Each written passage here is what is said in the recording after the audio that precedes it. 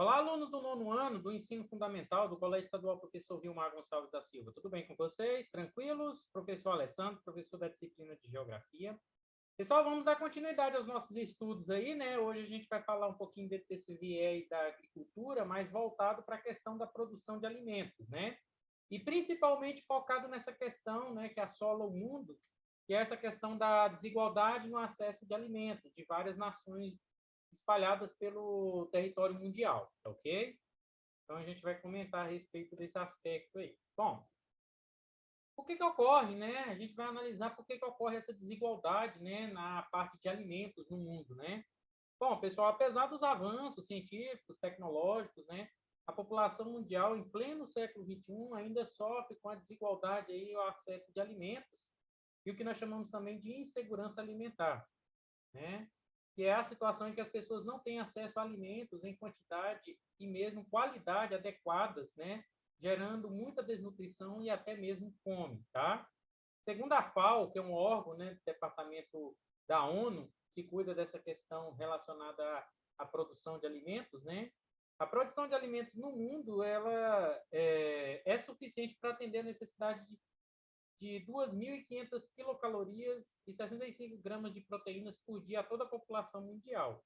No entanto, aí, em 2017, mais de 820 milhões de pessoas, ou seja, cerca de 11% aproximadamente da população mundial, foram dormir todas as noites sem ter ingerido alimentos em quantidades e qualidades para se manter na saúde, né? Então, existe essa discrepância, essa falta de administração e gestão de alimentos, né? Uma vez que o mundo consegue suprir essa necessidade da população, né? Então, de acordo com o relatório Níveis e Tendências de Mortalidade Infantil de 2017, publicado pelo Fundo das Nações Unidas, né, para a Infância e Juventude, né, que é a Unicef, cerca de 15 mil crianças entre 0 e 5 anos de idade morreram, em média, a cada dia em 2017, provocado justamente por conta da falta de alimentos, né? A maioria dessas crianças poderiam ser salvas e se elas tivessem as condições mínimas de alimentação adequada e os cuidados médicos e sanitários básicos, isso não teria acontecido, né? A morte, né, ou as mortes dessas crianças não apontam como causa direta a fome ou a desnutrição, mas sim a desidratação, a tuberculose, a pneumonia, o sarampo, a malária e outras doenças aí que, ao se instalarem em organismos debilitados, tá, por falta de alimentos, em decorrência justamente da desnutrição, causam óbitos, o que é menos provável em crianças bem alimentadas, tá ok? Bom, não há apenas uma causa ou fator particular que explique a fome e a desnutrição no mundo, mas sim um conjunto, né, que engloba, né, e que podemos destacar dentre eles os principais aqui para vocês. Olha só, as guerras e conflitos internos em países, né, que inclusive dificultam ou impedem que a ajuda humanitária e alimentos cheguem ao seu destino, né, principalmente guerras internas, né, guerras civis, que não permite que aquele alimento doado, principalmente por alguma entidade estrangeira ou internacional, venha a suprir a necessidade de quem realmente precisa, tá? O desperdício de alimentos, desde o transporte até o consumo pelas famílias, pelos restaurantes, pelas lanchonetes, etc., que poderiam alimentar aqueles que não têm possibilidades mesmo de adquiri-los, né?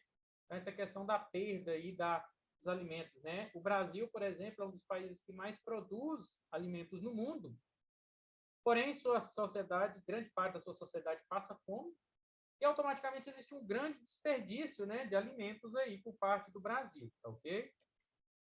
As mudanças climáticas que afetam a produção na agropecuária, né, tem uma relação muito próxima essa questão das mudanças, né, provocando aí a diminuição da produção de alimentos, né, em determinadas áreas aí, comprometendo até mesmo o abastecimento de parte desses alimentos, tá?